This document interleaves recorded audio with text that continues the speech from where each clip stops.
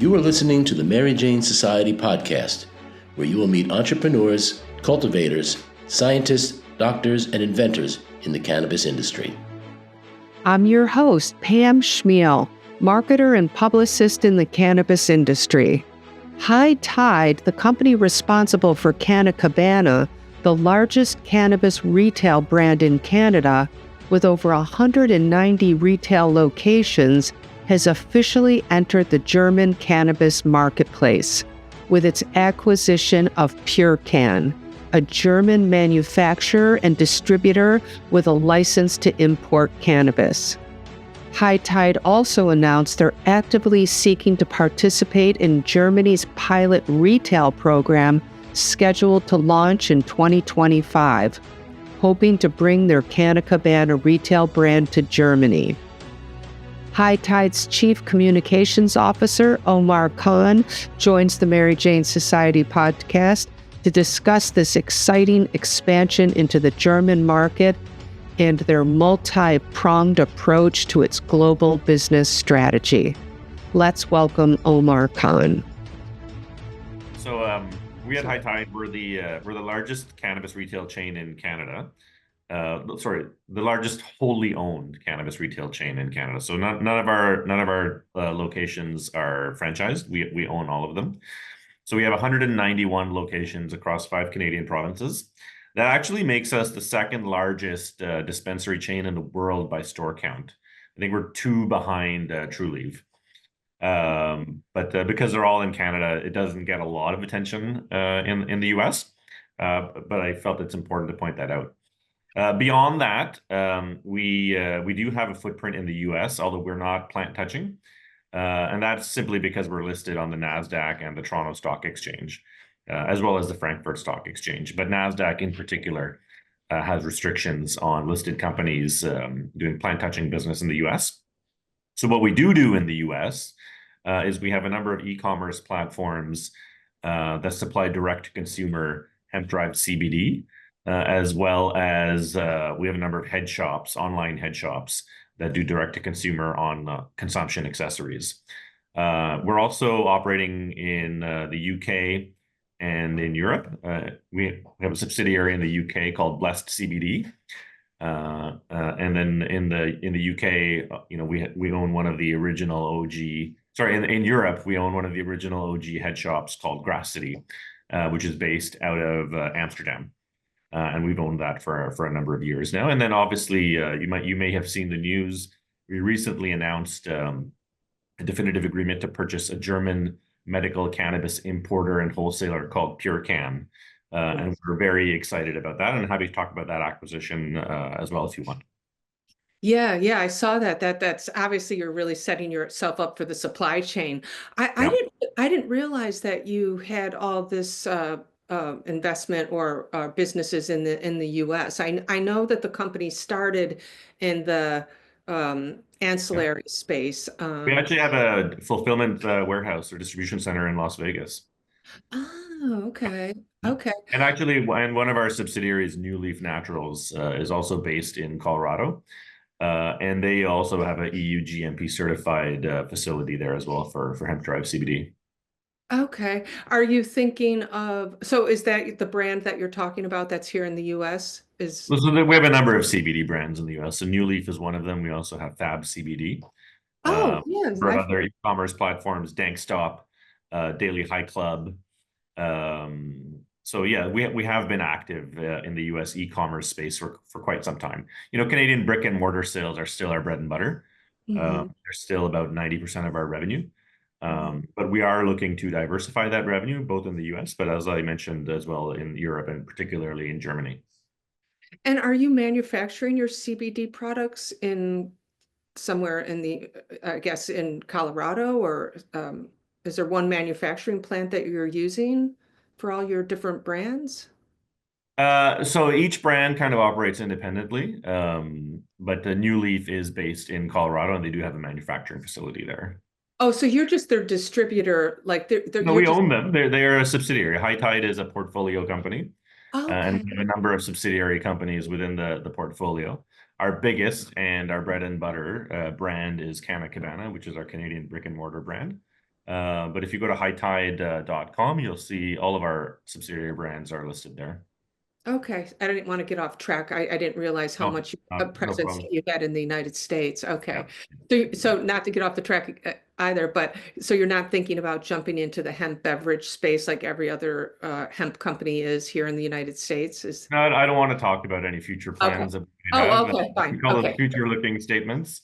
Okay.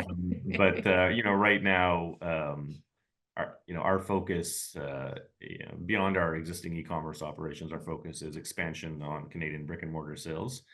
We would like to surpass 200 stores relatively soon in Canada, but then obviously, as I mentioned, we are very excited about the potential, both on the medical side and potentially on the recreational side in Germany. Okay. Yeah, let's get over to Germany. That's really exciting. So I guess if we could, you can just also just kind of explain what the new German retail pilot program is that's rolling out this year. Okay, do And you have some time? Because it's a little complicated. okay, okay. Yeah. What? If you want, I can get, why don't I walk you through the history of the Okay. initiative, and I'll let you know where it stands and where it may or may not go in the future. Okay. So about 3.5 years ago, Germany elected a new government, and it was a coalition government made up of three parties. So that's not really familiar to you guys in the US. And it was, I'll break it down in terms of North American terms. So the largest party, essentially they're a socialist party or a social democratic party.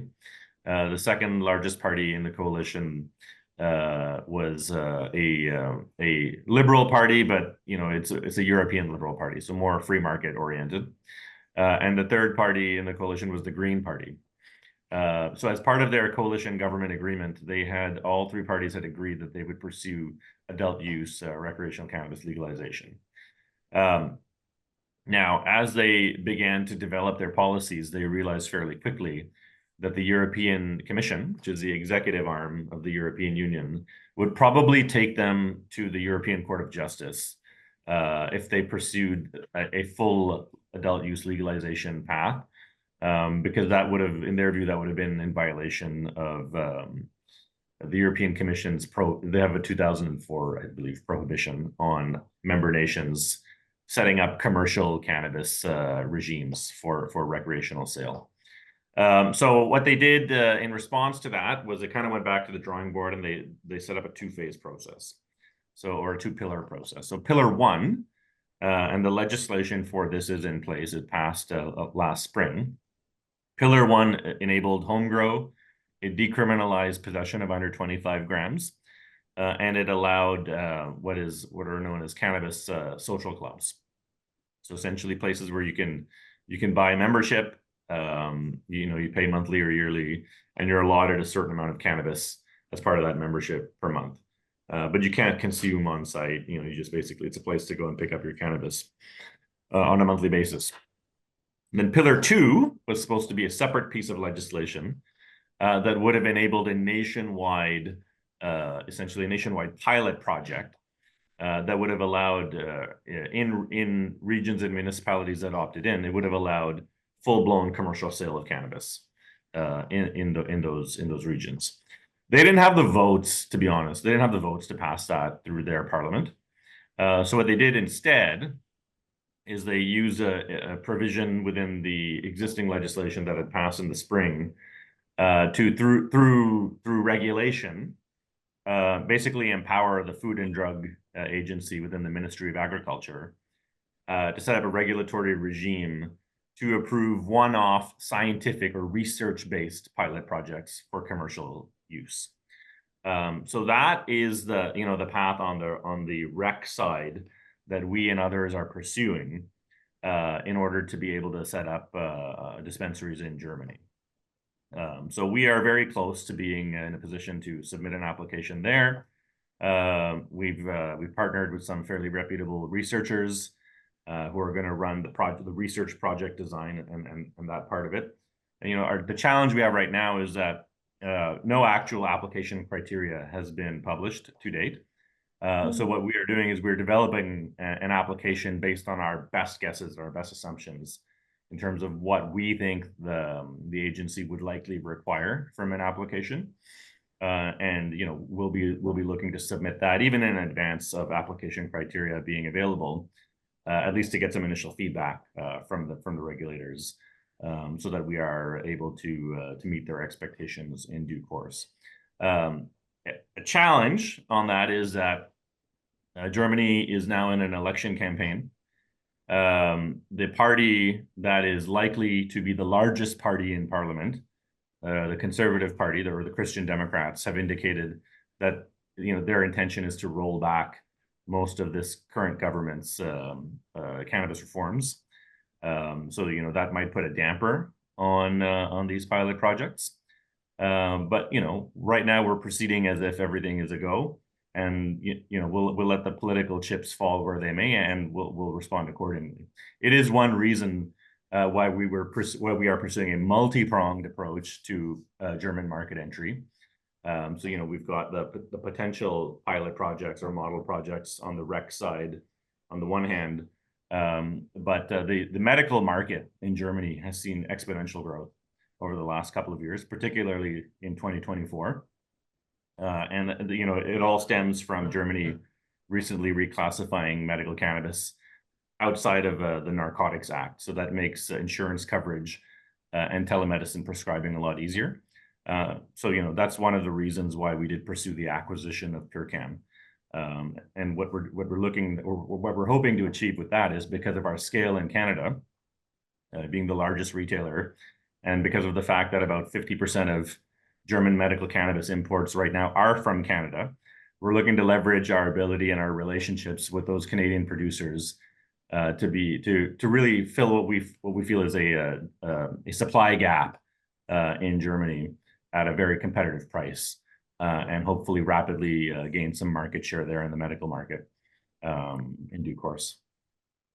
So, okay, so Germany, the retail pilot program is maybe could get disrupted if the wrong party gets into place, and they have not officially said who is going to run this program, or are there multiple? So they have passed a regulatory ordinance that empowers the German Agriculture and Food Agency, which is housed under the Ministry of Agriculture, to administer a program for a research-based program for commercial cannabis, for consumer cannabis.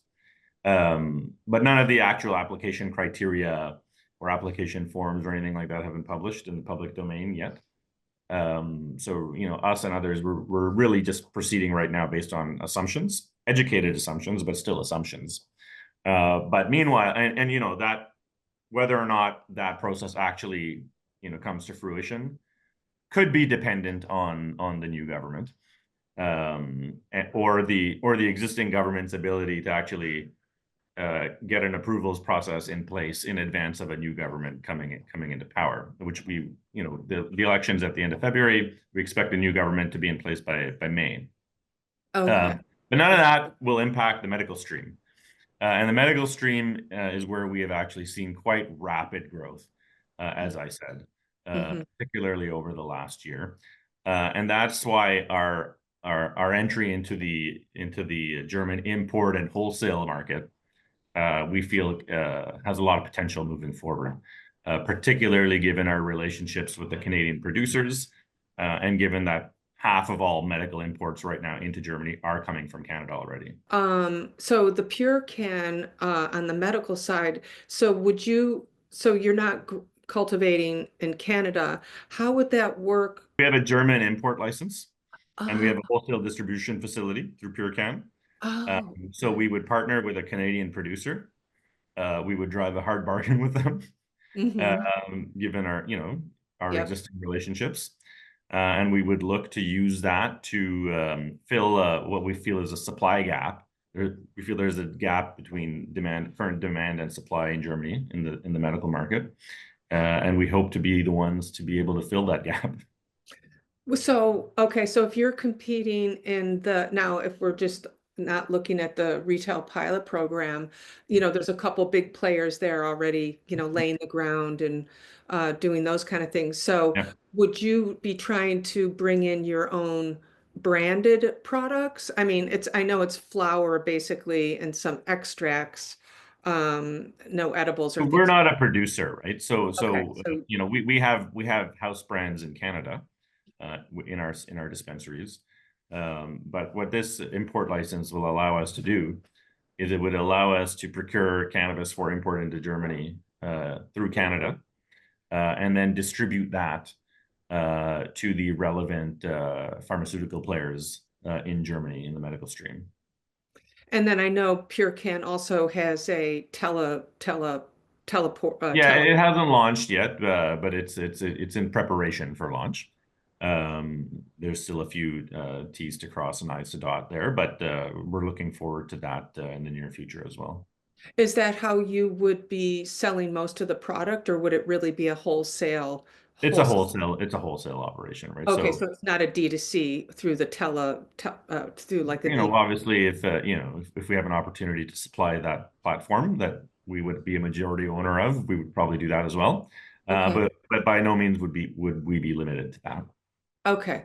Yeah. Okay. So it would just be bringing more Yeah. Canadian product and kind of keeping yourselves in the foothold in Yeah. Germany. Okay. Yeah. Okay. Got it. And I know, I think with the retail, going back to the retail program, I know that Germany and Europe is very medical first in rolling out their program, very different from what's happening in the United States. So is it true that they've kind of set up the criteria that whoever runs the retail pilot program has to partner with some sort of university or some research. That's the assumption that us and others are proceeding under, is that we would be partnering with a reputable research institution or individuals associated with a reputable research institution. So we're not ready to announce the specific name yet, but I can say that they are researchers from a very reputable and well-known university in Germany. That's great. And then is there, so will there be, have they let you know yet if there will be more than one company running the pilot programs? Will there be multiple? Or will they just have? Like I said, that there's actually no application criteria available as of yet. Okay. It is our assumption that they will look at each application on a individual basis. Okay. Okay. Okay.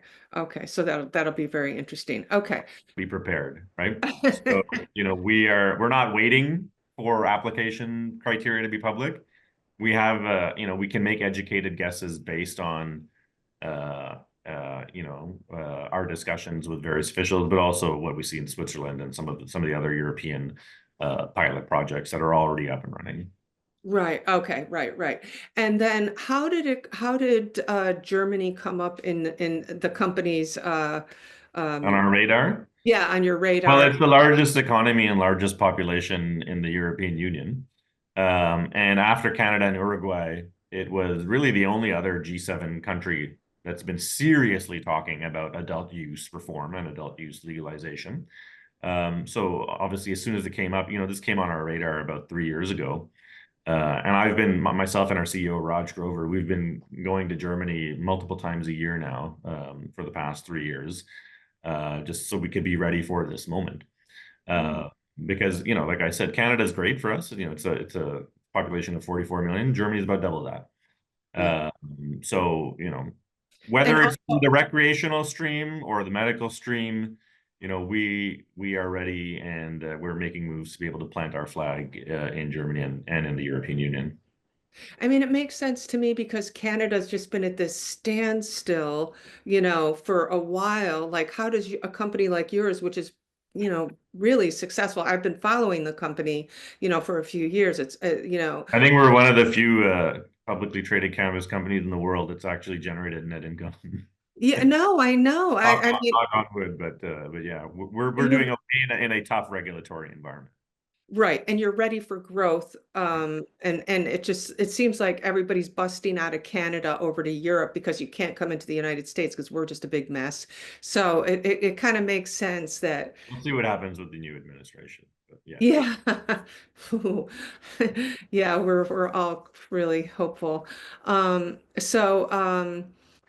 I guess so, okay, so you're then, I guess, thinking about like what your vision would be and what you would be bringing to the table as the retail pilot program. How can you give us like what your vision is? Because I know you have a big your loyalty program is really big. I've kind of looked at Yeah. that too in Canada. So we're gonna have to wait and see whether or not German regs allow such a loyalty type program. I think the approach that they will take will be research first.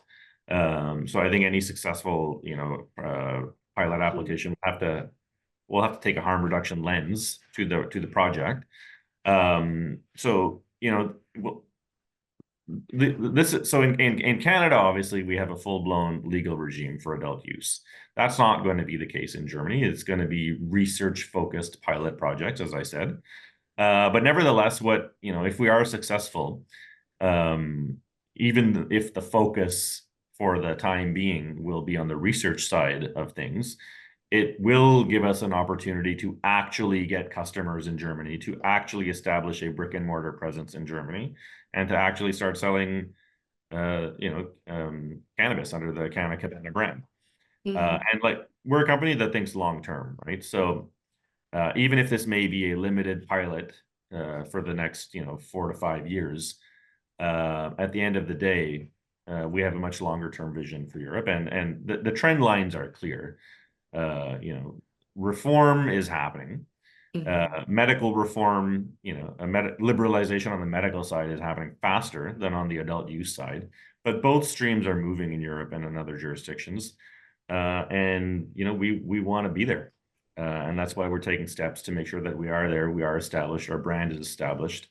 Because for us, like I said, it's a long-term game. I know. I read somewhere also that another company, a Canadian company, Organogram, uh, bought stock in another company there. I forgot which one, but they seem to be kind of making moves. I feel like the Canadian companies are looking at Europe, Yeah. we- And the Organogram's a little bit different from us in that they're a producer yeah, and we're a yeah. retailer. But yeah, absolutely. And Aurora and Tilray have a long-standing presence and supply agreements in Germany as well. And look, we partner with both of those companies, all three of those companies in Canada. Now that we have a medical import license in Germany, I'm sure we're going to be getting some calls from their folks Oh, yeah, that's right. in that regard as well. That's right. And then as far as the research projects, I would imagine what they're looking for is like observational studies and how people are responding to different types of products and you know Yeah, and look, I don't want to give away too much in terms of yeah, what our project design will focus on, yeah. but I think that's a reasonable assumption. There's a lot of illicit dispensaries opening up, like, what we're used to in Canada and the United States. But, I've seen some posts of now they're calling them dispensaries as opposed to pharmacies where they're supposed to be, buying their cannabis. So, I don't know. I'm sure Yeah, you, well, it's become a bit of a political issue in the German election campaign. So some of the center right and more right wing parties, have been talking about that. To me, what it shows is that there is a need to actually give folks, to give adults legal access yeah, to cannabis. We've seen it work in Canada. We still have an illicit market problem in Canada, but we've seen steady and gradual declines over the 5 years of legalization. To where now it's about, depending on the study you look at, it's about, you know, 30, 35, maybe 40% of total sales. But it used to be, a year after legalization, it was still, 86% of sales were still from the illicit market. And that's down to, let's say 35% now nationwide, and continuing to gradually decline. So, we have to understand that people don't break old habits overnight. You have to give people access to cannabis, to good quality cannabis, two, at a price point that is competitive with the illicit market, and three, it has to be convenient. If you have to take like 5 subways and a bus to find a dispenser, you're not going to do it. You're just going to call your drug dealer who lives down the street, right? As an outsider, not being from Germany, do you think there's any, would there be any, pushback on that you're not coming, you're coming in as an outsider and Germany wants to, keep, this is a pretty big pilot program. Do you feel that's an issue for you guys getting approved for going in at all? Well, we're partnering, like I said, we're partnering with some fairly reputable Okay, so that's German academics. Mhm. We are already operating in Germany. So, I mentioned the PureCan acquisition. I talked about our Grass City facility in Amsterdam, which is already delivering CBD into Germany legally. Okay. So yeah, it's not Okay. as complete strangers to the market. And how many stores are you thinking about that you would love that are you're predicting you can roll out? Well, we have I 191 in Canada, so let's see. Okay.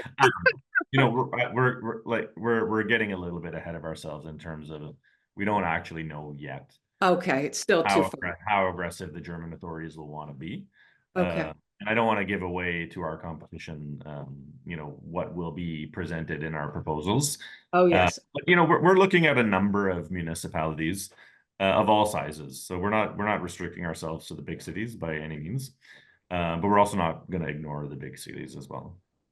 And then for your supply chain for product into the stores, is that something PureCan is that something that would come through PureCan, or is there another? So again, in an absence of any actual published, regulatory guidance, we're working under we haven't seen anything that would lead us to believe that the imports from the medical stream could not be utilized for these model projects. So in that sense, our acquisition of PureCan does put us in an advantageous position from a supply chain perspective. But again, we're going to have to wait and see what the regulatory requirements are. And when do you think this is all going to start playing out? Like, I mean, you're ready to submit your application? Like, if they said tomorrow, or everybody's jumping in? Yeah, we're hoping to be in a position to submit shortly. I don't want to give our competitors a specific timeline. And again, no actual application criteria has been published. Right. Okay. We're gonna actually have to wait for that before we put it in an official application. My understanding is that the BLE, which is the Food and Drug Agency in Germany, is starting to hire some staff, or at least try to recruit some staff that could be in place to review these applications. They're also under a tight timeline because, as I said, there is an election February 23rd, and there is a fairly decent chance that the new government will not be in favor of these model projects. So the question is, one, can these project applications be approved and can contracts be signed in advance of a new government coming in, probably in May?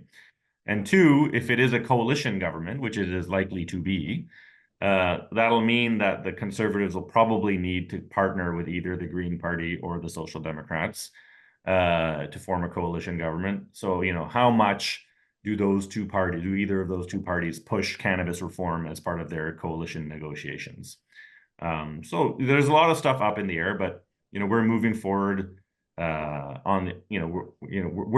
moving forward regardless. What if the political winds change and the regulatory winds change, that's really out of our control. So we're just focusing on what's in our control right now, and that's getting the best application ready as possible. And also you have your foot in the door with PureCan. So however it goes, if there's just a slight delay, but and that strategy and acquisition is insulated from political change. Yeah.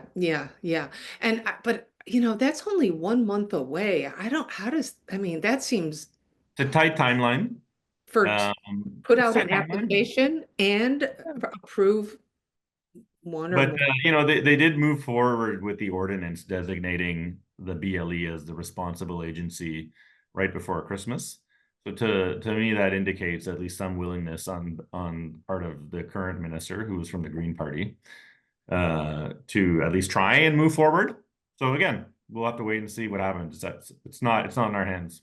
Right, right, right. Okay. Wow. But I mean, I just love that how you guys are just pushing forward and, setting yourselves up there as far as being an outside company, because, I know a lot of, I'm sure there's a lot of companies out there thinking like, wow, why didn't we think about that? So, Yeah, we'll have to see what happens. yeah, we'll have to see as usual. But look, regardless, we're there and we're ready and we're moving on that industry. All right. Well, thank you so much, Omar. I really appreciate Pleasure. it. Thank you.